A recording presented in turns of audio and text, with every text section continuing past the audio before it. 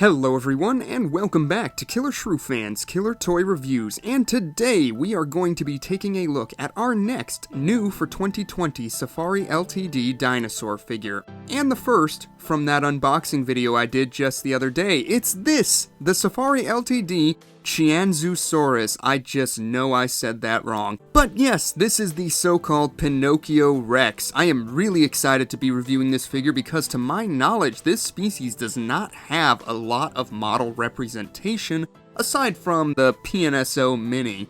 If there are more out there, let me know in the comments, but today we're going to be taking a look at this one. You will notice I do have him on the base once again, but fear not, this is another example of Safari masterfully posing their dinosaurs in a fluid and lifelike posture without having to use big feet to keep it standing. My review space just kinda sucks at supporting bipedal models such as this, so for my own sanity, he has been tacked onto the base so that I won't have to keep standing him up at every turn. So with that little disclaimer out of the way, let's do this. So starting off at the head of this screw it, I'm just gonna call him Pinocchio for this review. So starting off on Pinocchio's head, at a cursory glance, it looks like Safari hit all the right notes in capturing the Tyrannosaurid aesthetic, while also making sure to address the features of these species with the elongated snouts. You can see the eye is done in a striking teal color, that's not something you see every day, and you have got some lovely bony growths on the brow in front of the eyes and growing from the snout. Another noteworthy feature is Pinocchio here has been sculpted with lips, and is in fact the only Safari Ltd figure to be sculpted with an open mouth in their 2020 lineup. That being said, this feature is easily the weakest point because something is missing. This monster's got no teeth. Yes, the teeth are very poorly handled on this model, with the chompers in the lower mandible being set so far into the gums that I can't really even say they're sculpted in there, rather just painted on as little white dots. The upper jaw fares a bit better, but again, they're very sloppily sculpted and are set so far into the jaw that you can only ever see them at certain angles, and not at all in profile. Granted, the skull of the dinosaur found was missing all of its teeth, but I think it's safe to infer what the teeth shape of Tyrannosaurids would be. You know, long and sharp, like a carnivore. Not like the teeth of an elderly man who has to gum his food. So yes, the poorly done teeth on this model are definitely a letdown. Something else I'm not fond of is how the cheek is painted the same color as the rest of the body. That fleshy flap that runs between the upper and lower mandible kind of just melts into the model, and I think a variation of color would be much appreciated in that area. Another issue I'm seeing on the head is those horns in front of the eyes seem a bit uneven, with the right one being a bit higher up than the one on the left. It could be just that the paint was not properly applied, but either way, on mine, it looks a bit wonky.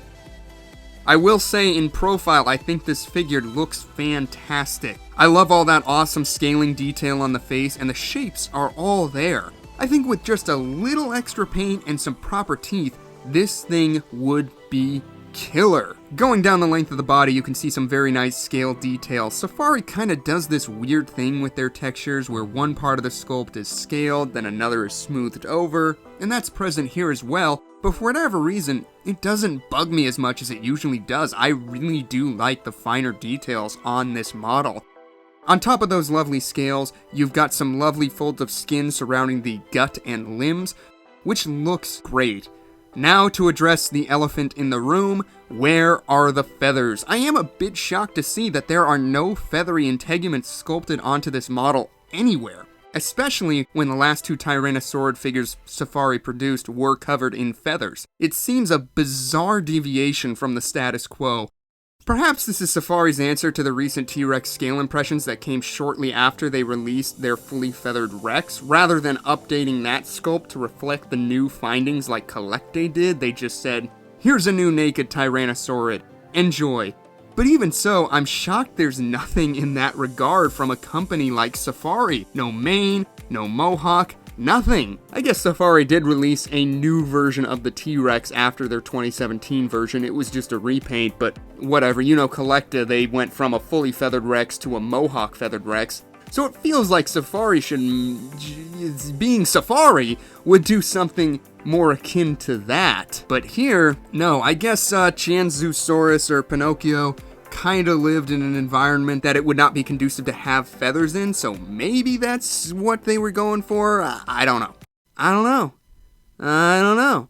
Going along the underbelly, you can see some more wrinkles in the throat as well as the copyright information from Safari, and just past all that, the barest hint of a cloacal vent on this model. That's usually a feature that's pretty pronounced on Safari's offerings, nowhere near as noticeable as the ones from Collect Day, mind you, but it is a feature a lot of people seem to appreciate, and it's kind of underplayed here. Me, I could take it or leave it. I'm not really gonna celebrate the presence or boo-hoo the absence of a dinosaur butt on a model.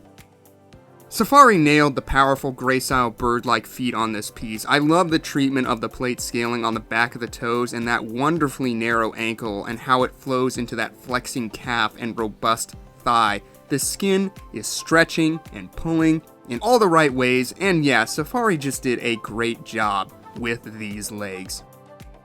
You can see here that the arms are sculpted facing inwards, but they feel just a hair on the large side, and the claws, painted in a bluish-gray color, feel a bit sloppy in their application. As far as the pose on Pinocchio goes, I really like it. You can see he is sculpted mid-stride, head craning to the left and tail held back for support. Again, I think Safari has done a great job giving us these gracile poses, while also making sure that they are properly balanced. We'll see if it lasts. The feathered T-Rex seemed to be very well balanced when I got it, but over time it just sort of softened and started to tip over all the time. This is a fairly new model, and if it starts to warp and fall over time, I will let you know, but I really think it's a cool pose.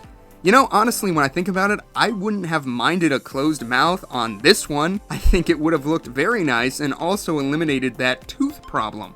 Perhaps Safari should have saved that open mouth treatment for a different species this year. Let's talk paint, because this is easily where the model suffers most. I do like the palette here with greens and golden yellows and brown striping, and the transition of the green into the yellow is handled quite well. That's all well and good. I do not like the stripes. They have this weird, watered down nature to their application, almost like they wanted to go for a faded look, but instead got a second grader's attempt at painting a dinosaur. You can also see there's a massive slop of paint on one of the stripes here, as well as a big blemish on the arm. Odds are I just got the luck of the draw with that, and that's not how yours is gonna look, but it is annoying nonetheless. Something that is definitely missing from the promo images to the final product is the wash that brought out all of the details and also added an element that tied the whole color scheme together.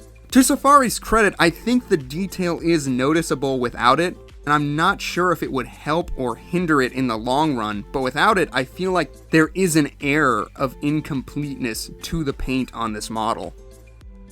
As far as the size of this model goes, you can see he measures in at just under 9.5 inches long, or 24 centimeters from tip of tail to tip of snout. I know that's upside down, but I couldn't read it the other way given the glare. And from the base to his highest point, you can see he comes in at just under 3.5 inches tall, or about 8.5 centimeters. For size comparison, here is Pinocchio next to Safari Ltd's beautiful Tyrannosaurid, a gorgeous model that you can see is outsized, quite incorrectly so, by Pinocchio. That being said, I do highly recommend that Tyrannosaurid if you don't already own one. And next up for size comparison, here is today's model next to the 2017 Safari Ltd Feathered Tyrannosaurus Rex. Say what you will about how it's aged, I do think that this is one of the best Safari figures we ever got, and it shows how well they can do fine feather detailing and paintwork, something Pinocchio here seems to be missing. And lastly, for size comparison, here it is next to the recently reviewed, also new for 2020, Concavinator, and as you can see, he makes Pinocchio look like a rather large figure indeed. In reality, these two would actually be very similar in size, but I don't think Safari's ever really cared about maintaining a consistent scale, as most of the big-name dinosaur brands do not. So there you have it, guys. That is going to do it for our look at the new for 2020 Safari Limited Qianzhousaurus. Overall, mixed bag with this one. I think there are some very enjoyable elements, and I also think there are some very underwhelming elements as well. Most notably, the treatment of the mouth and the handling of the paint.